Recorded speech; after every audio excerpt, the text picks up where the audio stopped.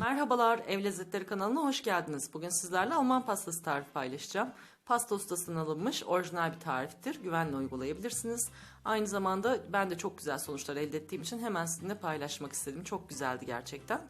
Öncelikle yarım litre sütümün bir kısmını, bir yumurta sarısını, bir çay bardağı toz şeker ve yarım su bardağı mısır nişastasını iyice çırpıp pürüzsüz hale getiriyoruz. Malzeme listesini de videonun açıklamalar kısmına ekliyorum. Her zamanki gibi oradan ulaşabilirsiniz. Pürüzsüz hale geldikten sonra sütümün kalanını da ilave edip iyice çırparak tenceremi ocağıma götürüyorum. Ocakta orta ateşte çok fazla yüksek ateşe maruz bırakmadan sabırla karıştıra karıştıra güzelce pişirdim. Ve kaynamaya başladıktan sonra ocağımın altına en kısık ateşe alıp bir yemek kaşığı tereyağı ilavesi yaptım. Dileyenler tereyağı yerine beyaz çikolata da ilave edebilirler. En son olarak da bir paket vanilya ilave edip iyice karıştırdım ve ocağımın altını kapattım. Üzerine tenceremin boyutuna göre kesmiş olduğum yağlı kağıdımı kapatıyorum ki kabuk bağlamadan güzel soğusun diye. Oda sıcaklığına gelene kadar tezgahımın üstünde, oda sıcaklığına geldikten sonra da buzdolabında soğumaya bıraktım. Bu arada hamurumuzu hazırlamak için yarım kilogram unun içine 125 gram oda sıcaklığında tereyağı margarin karışımı, 2 yumurta, 1 çay bardağı toz şeker ve yarım çay kaşığı kadar böyle bir fiske tuz, bir paket de instant maya ilavesi yaptım. Şimdi azar azar kontrollü olarak su ekleyeceğim ve katı kıvamlı böyle ele yapışmayan bir hamur elde edeceğim. Suyunuzu lütfen mutlaka kontrollü ilave edin. Herkes de aynı miktarda gitmeyebilir, o yüzden ölçü vermek de istemiyorum. İyice görüyorsunuz, güzelce yoğurdum, katı kıvamlı bir hamur elde ettim ve hamurumu şimdi 5 dakika dinlenmeye alıyorum. Daha rahat bir şekilde yuvarlayabilmek, daha pürüzsüz hamurlar elde edebilmek için. 5 dakikanın sonunda hamurumu tezgahıma aldım. Yani mayalanmasını beklemenize gerek yok. Tepsi mayası uygulayacağız çünkü. Daha sonra hamurumdan 12 eşit beze aldım. Bezelerimin her biri 60-65 gram büyüklüğündeydi merak edenler için. Almış olduğum bezeleri güzelce avuç içinde böyle iyice yuvarlayıp pürüzsüz hale getirdim. Ve yağlı kağıt sermiş olduğum fırın tepsimin içine yerleştirdim. Şimdi tepside mayaya getireceğiz hamurlarımızı. Onun için üzerine bir poşet örtüyorum ki hava akımı olmasın, kurumasınlar diye.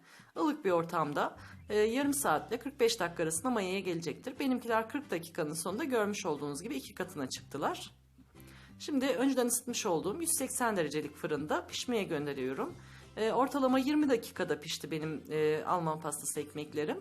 Üzerleri tam böyle kızarmak üzereyken aldım. Çok fazla pişirmenize gerek yok, kızarmasınlar. Ve daha sonra 2 saat dinlendirdikten sonra aralarını kesip böyle sunum hazırlığına geçtim. En az 2 saat dinlendirin. Hatta vaktiniz varsa bir gün önceden yapıp ertesi gün sunum sırasında kesip hazırlığını yapın. Dekore etmek için biraz da çilek dilimleri hazırladım bu şekilde. Ne kadar dinlenirse kremanız ve ekmekleriniz o kadar lezzetli sonuç alırsınız. Mutlaka iyi dinlendirin. 2 saatin sonunda kremamı da dolaptan çıkarttım ve telle iyice bir çırpıyorum tekrar ki pürüzsüz hale gelsin diye. Mikserle de çırpabilirsiniz. Ben ekmeklerime kremamı krema torbasıyla sıkacağım için torbaya dolduruyorum. Ama kaşıkla da sürebilirsiniz ya da bir buzdolabı poşetine de doldurup aynı işlemi yapabilirsiniz. Kesmiş olduğum ekmeklerin alt tabanına kremamdan böyle bol bol sürdüm, güzelce yerleştirdim.